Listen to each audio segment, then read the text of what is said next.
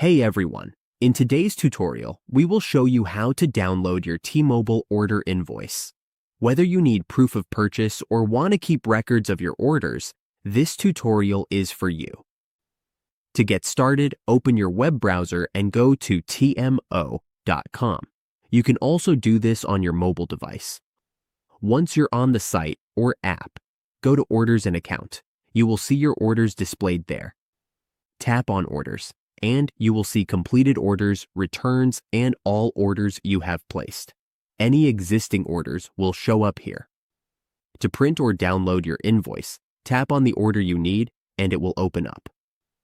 In the upper right corner, you will find the Print Invoice option on your invoice page. The print option will look like this.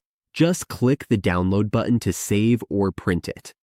Your receipt will be saved as an image or PDF. Use the upper right corner to download, print, or save your invoice as an image.